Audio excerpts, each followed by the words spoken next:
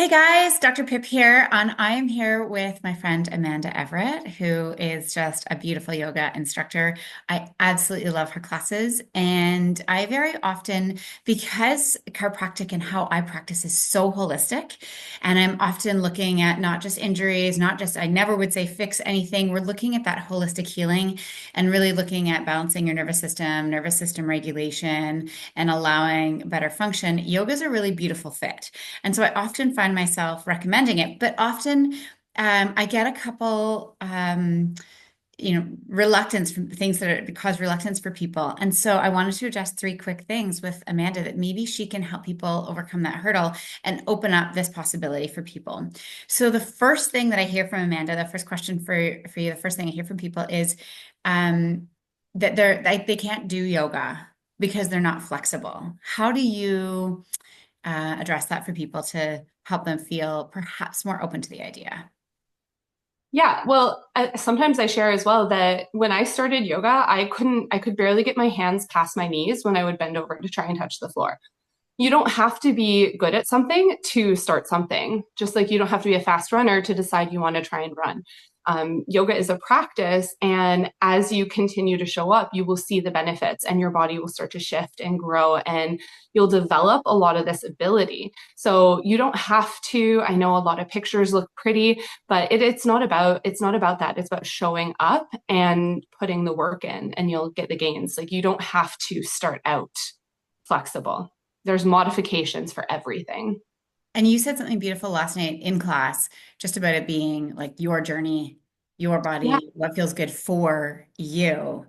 And that really resonated. I often say to people, it's not a performance sport. So if you're busy looking at everybody else, or you're just not yogaing. So you just all you have to do is pay attention to you and you're just doing you. And I love that it's a practice, which means it's yoga practice, not yoga perfect. Yeah. And every class I've ever taught, everyone in the room has a different body and different access, different range of motion, and they're all just there to work on themselves. And I think that's really, really important. You mentioned yoga as a safe space, right? Just to show up as yourself with whatever you've got. Yeah, and that's exactly what it should be. We shouldn't have to be performing all the time. You should be able to take care of yourself in a space with no judgment, where it doesn't matter what you show up with. You just are there and everyone's accepting you for that. So the next thing people say to me often is that they already stretch. And how might yoga be different or perhaps offer more than just a stretch? Yeah, so yoga is, like you said, it is more than just stretching. It's mindfulness about it. So when you go to a yoga practice, whether you're attending one in person or online, one of the things we're trying to do is keep yourself in tune with your own body. So you're really paying attention to yourself.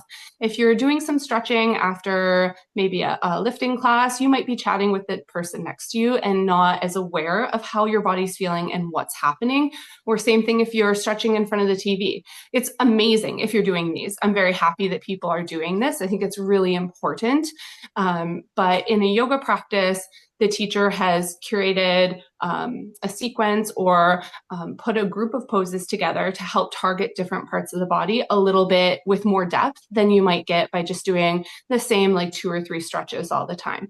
So you're a lot more aware, turning into your body, less distraction, and then getting a little bit more range, variety. Yeah. So two things I love. Well, one thing you said that I love is that connection to self, and that's one of the things I often find just in practice every day is we spend very Mm-hmm. little time paying attention to ourselves. We pay attention to everything external, what things look like, and what you should do, but very rarely what feels right and what's really calling to you. And I think yoga definitely brings it out. I know for me, the first 10 minutes of a yoga class, my body fights it because the rest of my day is this speed, and it's a bit Yeah. of a challenge to slow it down, but I know there's a gift at the end if I just get through that hurdle.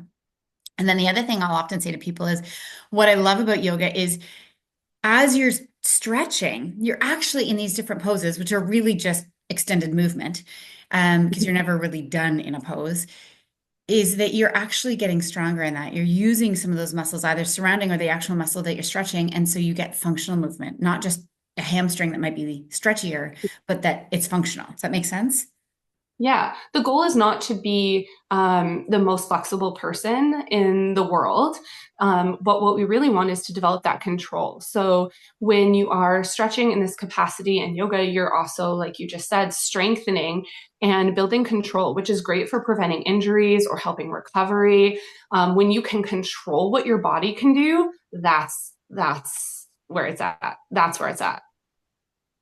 So last question, is there anything else you often find prevents people from opening the door and just trying it and using it? I often recommend it for that nervous system regulation, for that calming, for that mobility and flexibility, but also to balance out a more intense training program. And so Mhm. we kind of talked about two of the ways that people often go, is there anything else that you see that you would want to say to help people open that door and give it a try?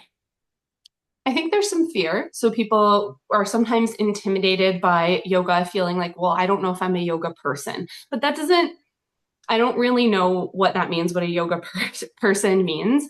Anybody can practice yoga. Anybody can get benefits from it. You can do it a couple times a week. It can balance out a strength routine. It can balance out cardio. It's a great recovery tool in some capacities. But you don't have to change your personality to do yoga. You can still practice the movements, practice the mindfulness, practice the self awareness that you will get in a class without, like, you can still be a lifter and get benefits from finding that balance. I think the other thing too is just fear and intimidation of something new. You know, you don't have to know anything. Some people will say to me, but I don't know what the poses are, or I have no idea how to do them. You don't have to. The instructor or any good instructor is going to guide you through them and help you go there. They're not going to just call out something and you have to look around and hope you figure it out. You are guided, you are in a safe space. And if you need support, the teacher's there to help you. So I I love it. love when people are new. I love having new people. People who have never done yoga before are some of my favorites. Yeah.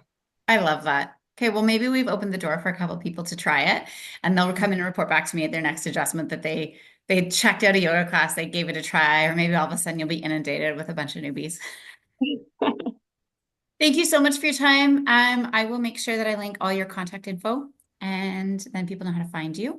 But also, if you can't find Amanda or you're not close, just finding a great yoga class that feels right for you. It's all about you, right? It is. It's all about you as an individual, what you need. Yeah. Amazing. Thank you, Amanda.